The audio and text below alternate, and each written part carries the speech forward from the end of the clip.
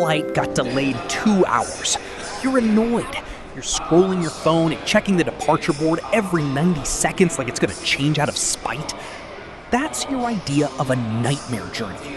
But the real answer is far stranger. Because for most of human history, travel wasn't an inconvenience. It was a gamble with your life. No seatbelt, no map, no rescue team. Just you, the land, and whatever was waiting on the other side of it. Today, you're going to walk through 5 of the most terrifying journeys ever attempted by human beings. Not myths, not legends. Real people, real deserts, real mountains, real seas. And by the end, you'll understand why your delayed flight isn't even close to a bad day. Start in 401 BC, deep inside Persian territory. 10,000 Greek soldiers had just watched their commanders get executed after a failed coup. They were stranded over 1,000 miles from home, surrounded by hostile forces on every side. This is the Anabasis. A young officer named Xenophon stepped up with no formal authority and told the men one simple thing. Walking home was the only option left. So they walked through freezing mountain passes, through territory controlled by tribes who wanted them dead, through snow that buried men where they stood overnight. The classical historian Robin Lane Fox has described this retreat as one of the earliest detailed accounts of ordinary soldiers surviving through sheer discipline, rather than heroism. No chariots, no glory, just formation, food rationing, and relentless walking. Months later, exhausted and starving, they reached the Black Sea. Survivors reportedly screamed one word when they saw it. The sea! The sea! Because water meant home was finally possible.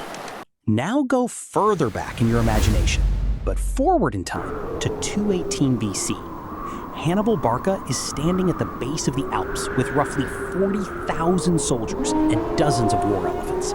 Frozen passes, narrow ledges, and enemy tribes rolling boulders down on his men from above. Stanford archaeologist Patrick Hunt spent years tracing Hannibal's likely route through the mountains, using soil analysis and ancient accounts to reconstruct exactly how brutal this crossing was. Men slipped off icy cliffs in the dark. Elephants panicked on ledges barely wide enough for a mule. Supplies ran out. By the time Hannibal descended into Italy, he had lost close to half his force. Not to battle, to the mountain itself. And yet he still marched on to fight Rome. Ask yourself something. What would it take for you to keep going after losing half of everything you started with? Move to 415 BC, and the story shifts from mountains to open water. The Athenian general Alcibiades had just been recalled to face execution over accusations of sacrilege. Instead of returning quietly, he slipped away from his own fleet in the dead of night and vanished across the Aegean Sea. No navigation systems, no radio to call for help. Just a small boat, open water, and the very real chance of being caught by his own countrymen or drowning before he ever reached safety. He eventually resurfaced in Sparta, of all places, offering military advice to Athens' greatest enemy. It's one of the strangest defections in ancient history. A man literally sailing into the unknown, rather than face a trial he couldn't win. Now to 53 BC, and arguably the most catastrophic journey on this list. The Roman general Crassus led roughly 40,000 troops into the Syrian desert to fight the Parthian Empire. Historian Kaveh Farik, who has studied Parthian military tactics extensively, points out that the Parthians understood something Rome didn't yet grasp. In open desert, heavy infantry becomes a liability, not a strength.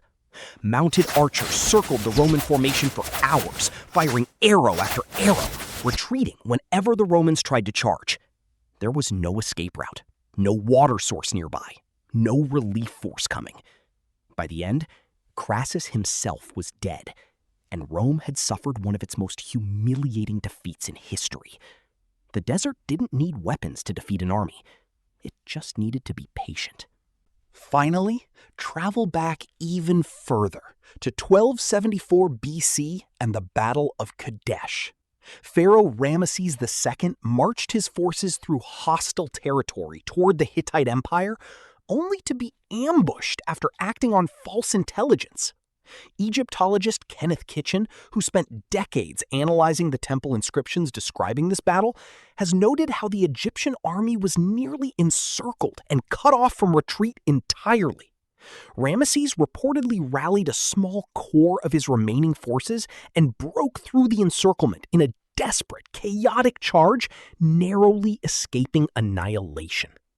The official carvings back home called it a glorious victory. The reality, based on the surviving record, looks a lot more like a very lucky escape from total disaster. Here's the twist your brain probably didn't expect. None of these journeys ended because the travelers gave up. They ended because the human body and mind have a strange, stubborn capacity to keep functioning under conditions that should have shut them down completely.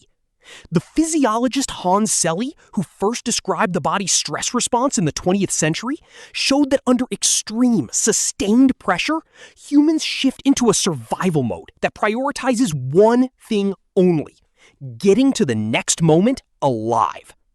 Xenophon's soldiers weren't superhuman. Hannibal's men weren't fearless.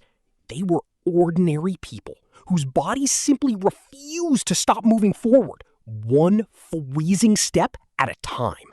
And that brings you back to your delayed flight.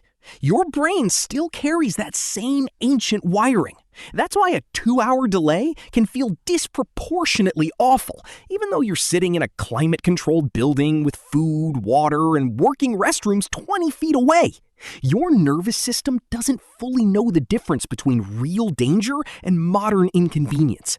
It reacts the same way it would have reacted on a mountain pass in 218 BC, just with lower stakes and worse manners. So the next time your journey feels unbearable, remember this. You're not crossing the Alps with elephants. You're not being circled by archers in an open desert with no way out. You have water. You have shelter. You have a phone in your hand that can summon help in seconds. The real answer isn't that travel has gotten worse. It's that you were built for a world that demanded so much more. And somewhere along the way, you forgot how much you're actually capable of surviving. Thanks for watching.